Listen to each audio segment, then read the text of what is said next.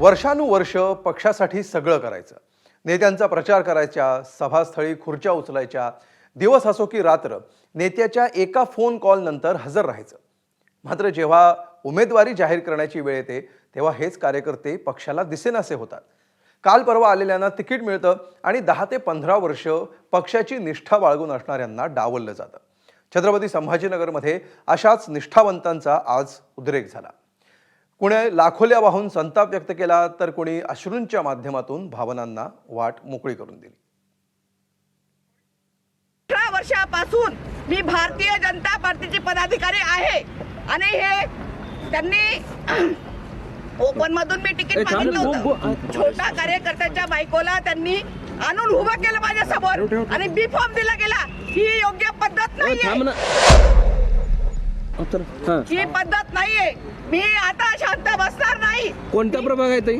माझा 20 क्रमांक आहे, प्रभाग क्रमांक 20. कुठला एरिया तो? आलाय तुम्ही? मी इथे सावे साहेबांना बोलायला आलेली. 18 वर्ष भाजपसाठी कार्यकर्त्या म्हणून काम करणाऱ्या, भाजपसाठी अंगावर 18 केसेस घेणाऱ्या या आहेत दिव्या मराठे.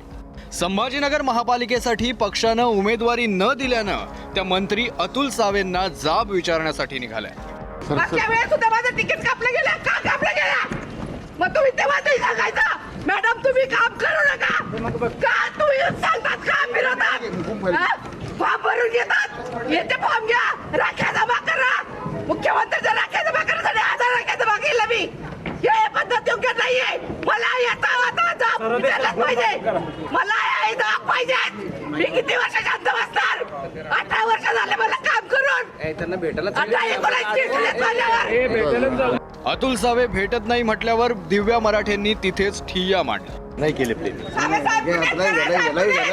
कधी मला बघितलं नाहीये का? मी आता इथून जाणार नाहीये.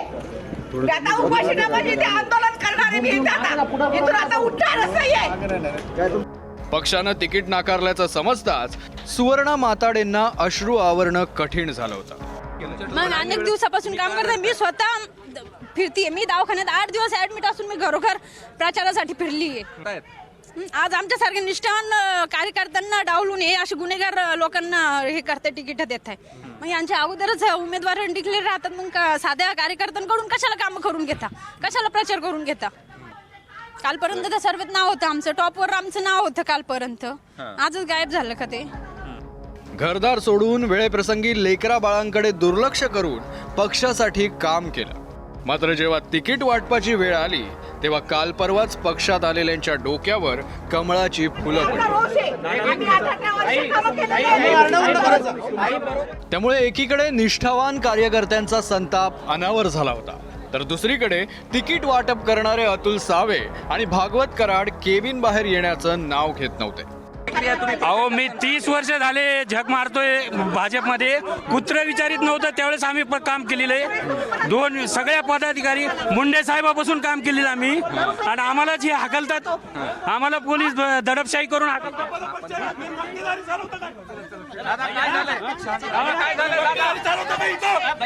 म्हणून तुम्ही रक्ताचं पाणी केलं आम्ही तुमचं.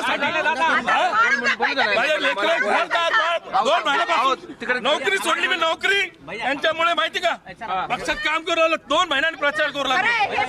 आणि नवीन माणसाला उमेदवारी दिली यांनी. कुठल्या व्यासवर दिली यांनी मला उत्तर द्यावं. माझं लेकरं आई बाप सगळं घेऊन रोडावर फिरून आलो मी रोज. का बरं काय कमी आमच्या? त्यांनी उत्तर द्यावं आम्हाला. काय उमेदवारी आमची केली म्हणून द्यावा यांनी उत्तर आम्हाला. काय चुकलं आमचं? एक निष्ठ नाही. आम्ही पक्षाच्या नावावर काय दुकानदार केलं का? आमचं कॅरेक्टर खराब आहे. समोरच्यावर गुन्हे दाखले. तुम्ही उमेदवारी दिली कसं काय त्याला?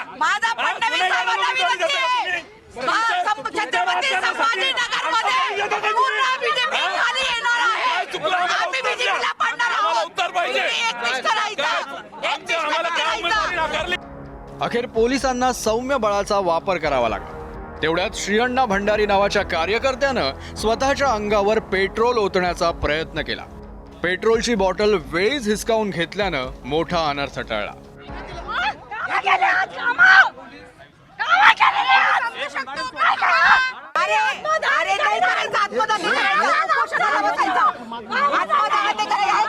लढायचं लढायचं रडायचं नाही, लढायचं आपण इथे उपोषणाला आलो. आमचं आयुष्य बरबाद झालंय. आज आमच्या लोकांना वेगळं झालंय. दिव्या मराठे असोत, सुवर्णा माताडे असोत किंवा श्री अण्णा भंडारी, या तिघांप्रमाणे आज शेकडो कार्यकर्त्यांना पश्चाताप होतोय. आपण पक्षासाठी दिवस रात्र झटलो ही आपली घोडचूक होती याची त्यांना जाणीव झाली आहे.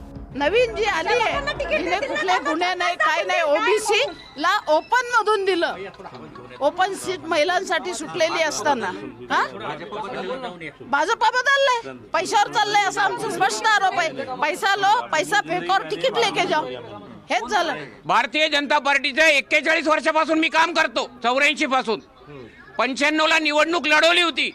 30 वर्षापासून रिझर्वेशन होतं, मला तिकीट मिळालं नाही. या वेळेला फॉर्म भरला, सगळ्या नेत्यांनी सांगितलं तुम्हाला तिकीट देऊ. आणि काल जो निवडणुकीच्या प्रोसिजर मध्ये होता त्याला आम्हाला अंधारात ठेवून त्याला तिकीट दिलं.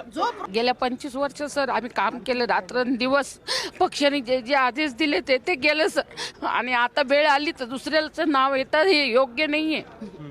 खूप कामं गेले माझ्याकडे, एवढे रेकॉर्ड आहे सर, काय सांगा तुम्हाला. आम्हाला दादागिरी करायचं, आरडाओरडा आवडत नाही म्हणून पक्षाने आमच्यावर अन्याय केला सर. आपल्याच कार्यकर्त्यांना सामोरं जाण्याचं धाडस भाजप नेते अतुल सावे आणि भागवत कराड दाखवू शकले नाही. ज्यांना तिकीट मिळालं ते त्यांचा फॉर्म भरून त्याचं हे करण्यामध्ये बिझी होते.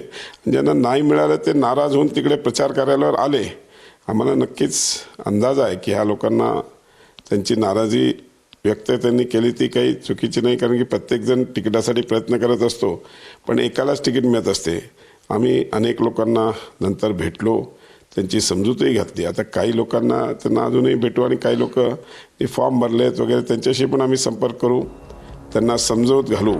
कार्यकर्त्यांच्या अश्रूंचा बांध फुटलेला असताना, कार्यकर्त्यांच्या मनात संतापाचा निखारा धगधगत असताना अतुल सावे मागच्या दारानं निघून गेले.